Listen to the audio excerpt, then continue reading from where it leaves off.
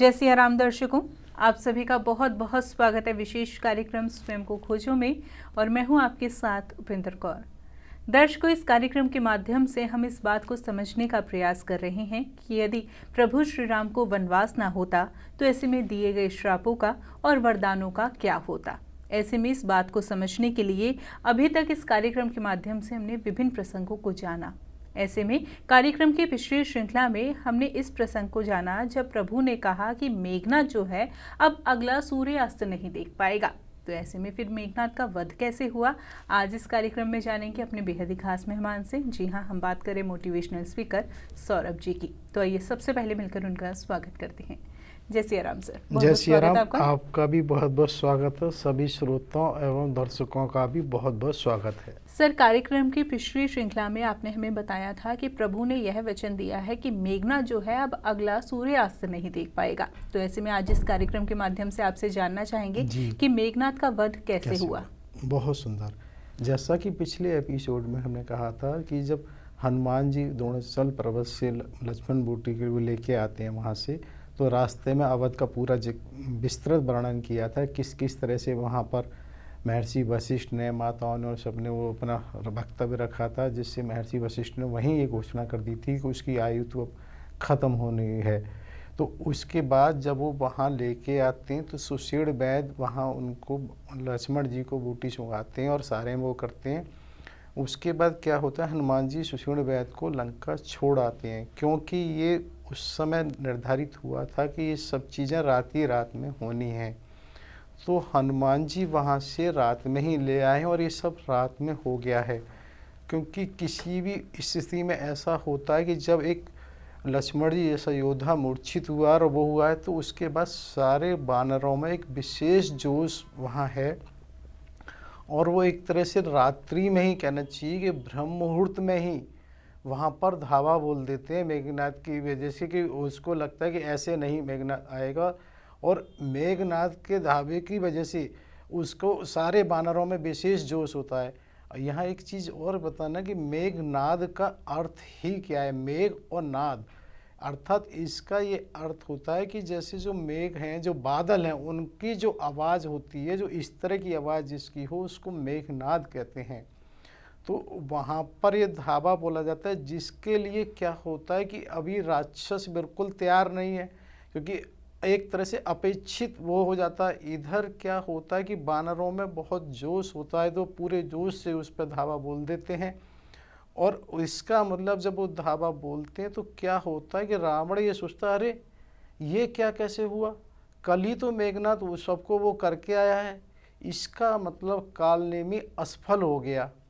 तो वो क्या करते हैं, युद्ध में एक तरह से मकराक्ष को भेजते हैं। उधर वो उसी तरफ सुषेण वैद्य को बुलाते हैं और सुषेण वैद्य को बुलाकर उससे पूछते हैं, क्या तुम केवल उन्हीं को जीवित करना जानते हो।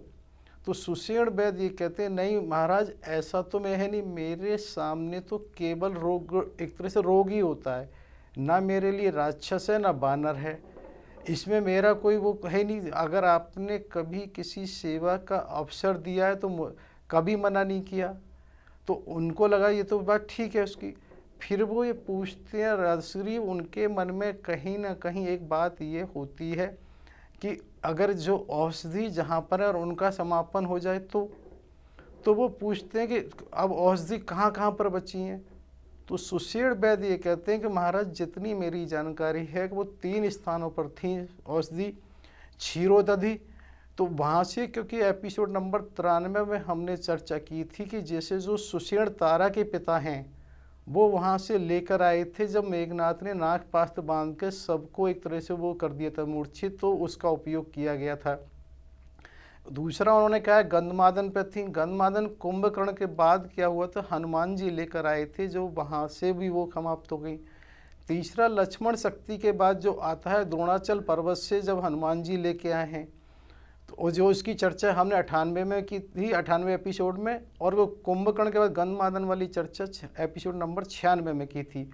और गंधमादन पर्वत वर्तमान में तिब्बत पे कहीं है और ऐसा माना जाता है कि आज भी हनुमान जी का स्थान वहाँ पे भी है। जिसकी वजह से, क्योंकि हनुमान जी हमेश चिरंजीवी हैं और हम ये देखते हैं वो हर युग में होते हैं, चाहे वो माता की कहीं ध्वजा होती है वहाँ भी होते हैं, चाहे कलयुग होता है, सतयुग होता है, त्रेता हो, द्वापर हो, क्योंकि द्वापर में महाभारत युद्ध में भी हमने देखा था कि वो अर्जुन के रथ में ध्वजा पर विराजमान थे, तो वो आज भी होते हैं। और जहाँ भी भगवान राम की कथा और कहीं सत्संग होता है वो बिल्कुल वहाँ पहुँचते हैं। तो उसी तरह से वहाँ पर उन्होंने कहा कि तीनों जगह से औषधियाँ आ गई हैं, अब कहीं नहीं है। तो दशग्रीव कहते हैं इसका मतलब यदि अब उनका वध कर दिया जाए तो अब कुछ नहीं होगा। तो वो कहते हैं यदि देवता उन्हें अमृत ना दें तो फिर ऐसा कुछ नहीं हो सकता, ये तो देवताओं के ऊपर है। तो वो उधर इस तरह की बातें वो उससे करते हैं। फिर उन्हें लगा कि अब इसमें सुषेण वैद्य के साथ कोई इस तरह का दुर्व्यवहार या निष्ठुर व्यवहार करने से कोई लाभ नहीं है, क्योंकि है तो वैद्य का काम वैद्य ही करेगा। तो वो उसको वापिस भेज देते हैं। उधर क्या होता है, जो मकराज भगवान राम जी के समकक्ष आता है और वो कहता है कि राक्षस और बानरों से क्या युद्ध करना और तुम मेरे से प्रत्यक्ष युद्ध करो। भगवान राम को ललकारता है कि जैसा कि होना होता है, भगवान राम को वहाँ क्या देर लगनी है, उनका ये बाण से उसका सर छिन्न हो जाता है और वो मर जाता है। तो उसकी खबर भी जब वहाँ रावण को पहुँचती है तो रावण फिर एक तरह से मेघनाथ का वो प्रशंसा करके कहता है कि पुत्र तुम अतुलित बलशाली हो, तुमने ये किया है और वो किया है, और उसको तुम एक बार फिर दोबारा से ऐसा करो कि इनको वध कर दो तो जिससे हो जाए। तो वो कहते हैं कोई बात नहीं पिताजी, आपका आशीर्वाद से ऐसा होगा। और ये ऐसा आता है कि वो वहाँ पर फिर निकुंभला मंदिर में जाते हैं जहाँ पर वो यह करना होता है। तो यहाँ पर एक चीज़ ये और बतानी है कि इनका नाम इंद्रजीत भी है। तो इंद्रजीत नाम क्यों है, तो ऐसा आता है कि रावण जिस समय दिग्विजय पर निकले हुए थे, शुक्राचार्य ने मेघनाथ से 7 प्रकार के यज्ञ कराए थे।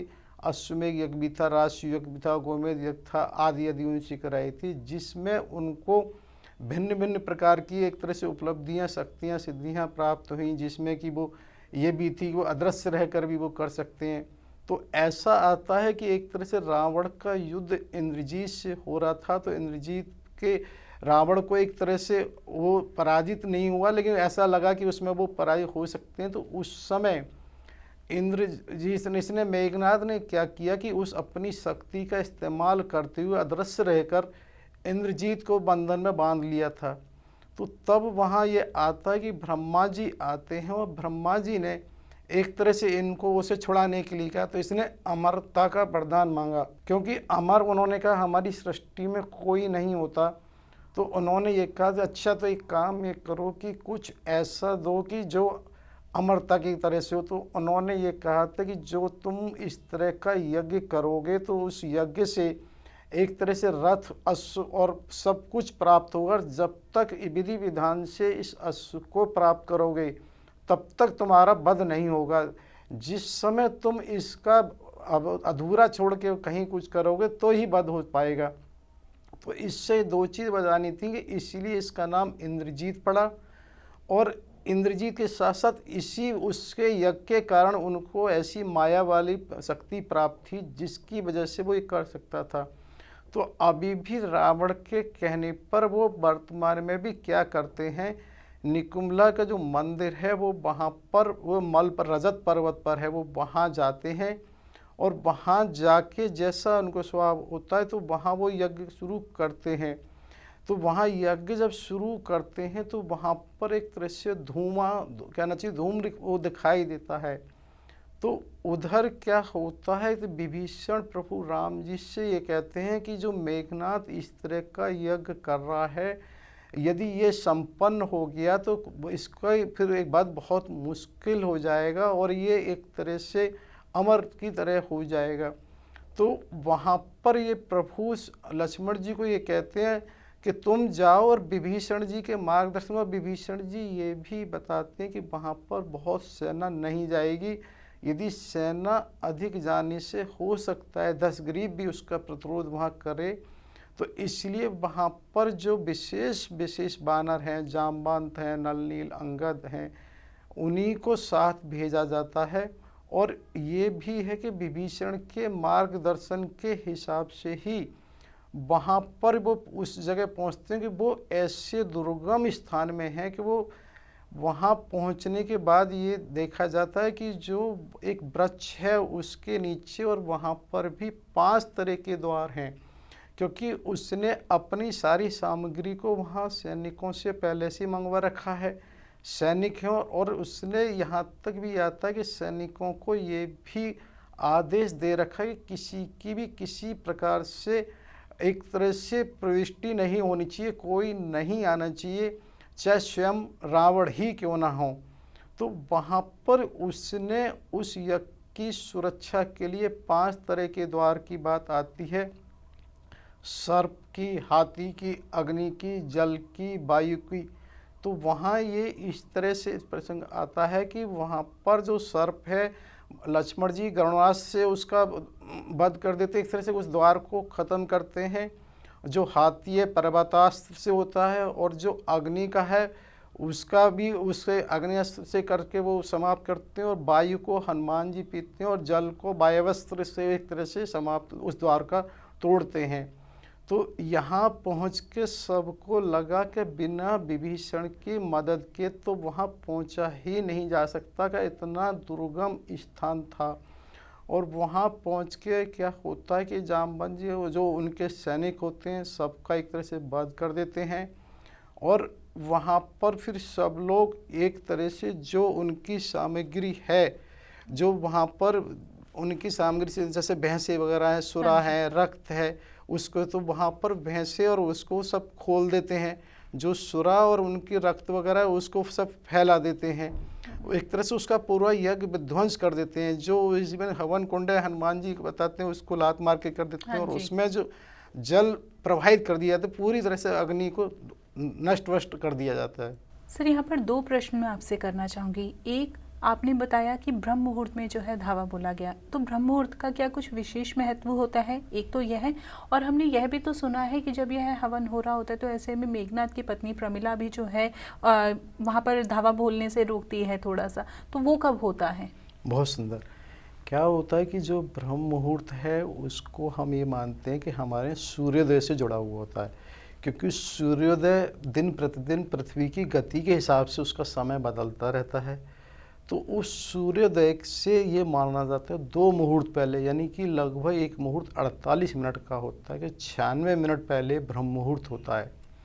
और ब्रह्म मुहूर्त का महत्व इतना अधिक है उस समय जगने का कि इसको प्राय आज भी सारे चिकित्सक अलग अलग सलाह में ये तो देते हैं मॉर्निंग वॉक बहुत ज़रूरी है, सुबह का टहलना, उससे वो केवल ऑक्सीजन से जोड़ते हैं। लेकिन बहुत सारी क्रियाएं प्रतिक्रियाएं ऐसी होती हैं जिसको अभी विज्ञान प्रमाणित नहीं मानता, लेकिन जिसका प्रभाव व्यक्ति पर पड़ता है। और इसको क्योंकि हमारे यहाँ इसीलिए ऐसा माना गया था कि प्राय कृषि और पशुपालन ऐसी चीज़ थी जिसके कारण से व्यक्ति जल्दी जगेगा तो स्वतः ही सारी प्रक्रियाएं होंगी। ब्रह्म मुहूर्त की वजह से हमारे यहाँ उसकी ऊर्जा अलग होती है, और जबकि उल्टा है जिसका इस समय सोने का समय होता है उसकी ऊर्जा का जो स्तर है वो काफ़ी एक तरह से कम हो जाता है।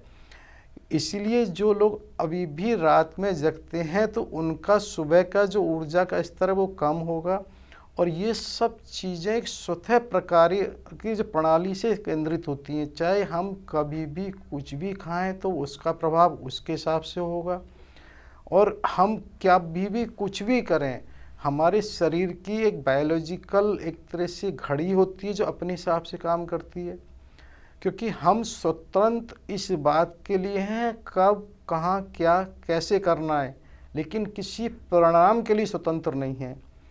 परिणाम में हमारे यहाँ इसीलिए भगवत गीता जी में भी कहा जाता है कि बहुत सारी चीज़ें हैं, आज भी कोई विज्ञान ये नहीं कह सकता कि इस दवा से इतना ही आराम सबको हो जाएगा।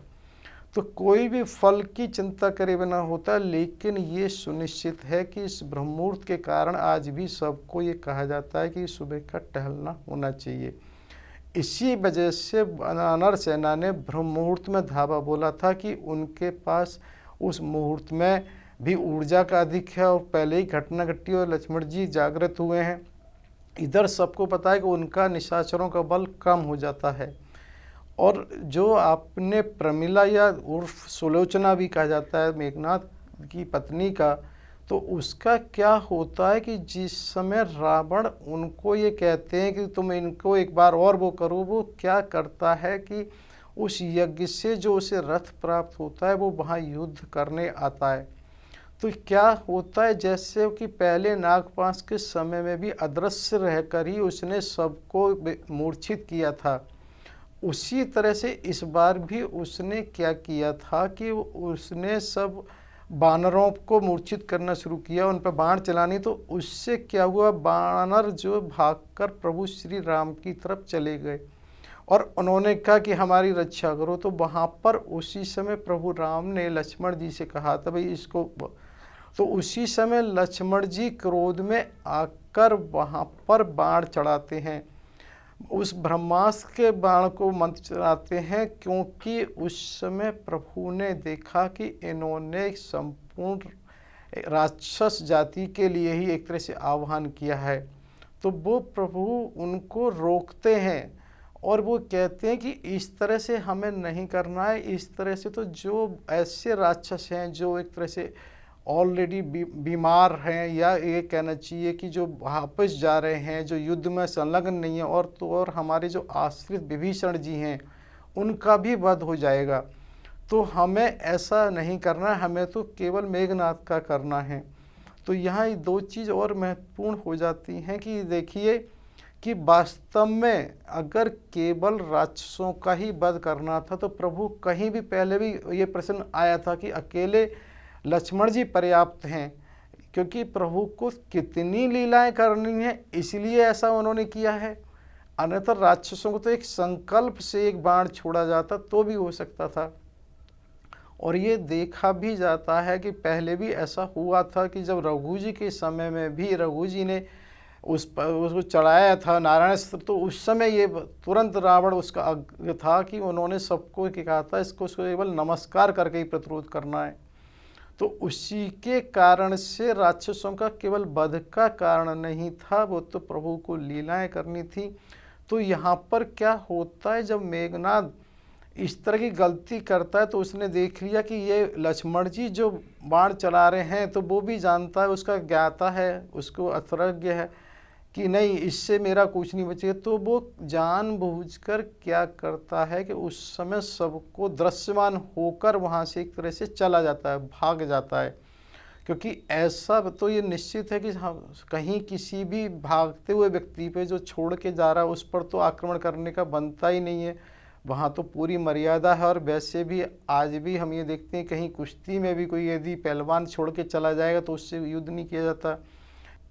तो क्या होता है, वो मेघनाथ कहता है पत्नी से तुम तो स्वभाव से ही भीरू हो और उसे उठाती हो, और ऐसा नहीं है, तुम तो ये कहती हो कि मेरे सतीत्व के कारण तुम्हारी सुरक्षा है, तुम्हें कोई डर ही नहीं है। तो वो कहती है कि नहीं ये ठीक है, लेकिन मैं ये देख रही हूँ कोई और है, केवल सीता नहीं है, कोई और है जिसके कारण मेरा मन विचलित हो रहा है, व्यथित हो रहा है और मेरी शक्ति काम नहीं कर रही है। मुझे कहीं ना कहीं ऐसा लगता है कि लक्ष्मण की पत्नी कहीं है, क्योंकि यहाँ चीज़ हम ये जोड़ना चाहेंगे, जैसे कहा था कि लक्ष्मण शक्ति में ही जब वो वहाँ अवध गए थे तो वहाँ ये देखिए कितने लोगों की और बल यहाँ पर जुड़ गए हैं। एक तो उर्मिला तुरंत वहाँ उसमें बैठ जाती हैं, उर्मिला के साथ साथ सारी माताएं हैं, और उधर जो हमारे जो एक तरह से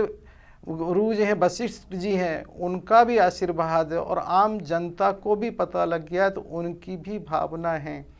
तो एक तरह से हम ये नहीं कहेंगे कि सुलोचना या प्रमिला को कहें कि उसका सतीत्व कम है, लेकिन उसके साथ और शक्तियाँ नहीं हैं, क्योंकि जहाँ लंका में और किसको माना जाए, मंदोदरी सुक्कातुर हैं, उन्हें कहीं और बहुत सारी, लेकिन वहाँ से वो है तो जिसके कारण से वो उसका एहसास करती है और इस बात को कहती है कि आज आप नहीं जाओ।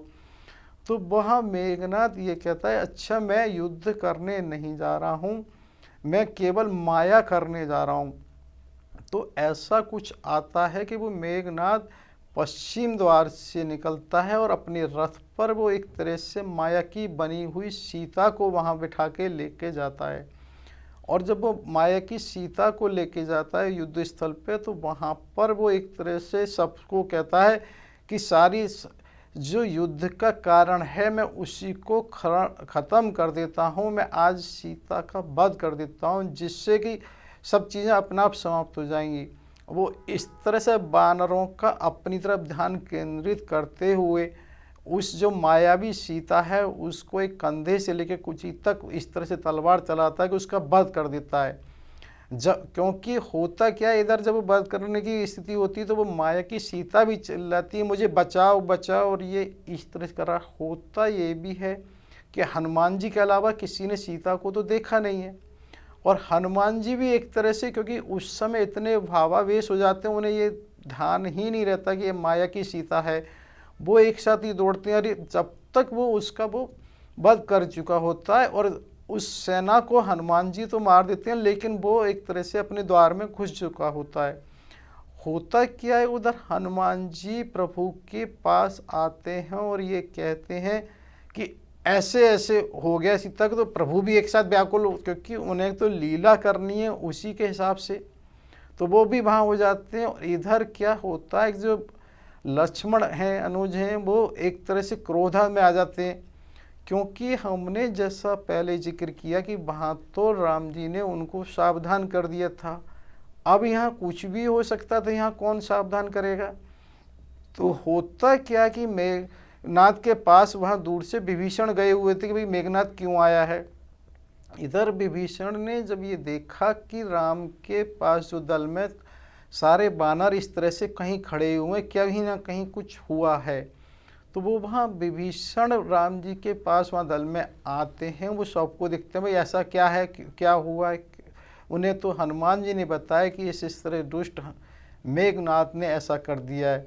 और अरे तुम भ्रमित हो रहे हो, मेघनाद तो किसी भी स्थिति में माता सीता के करीब पहुंच ही नहीं सकता, और जिससे तुम वो कह रहे हो वो मायावी सीता है। और एक बात बताओ, यदि वो वास्तविक सीता होती तो क्या वो लाता नहीं, वो वहीं से क्यों चला जाता है।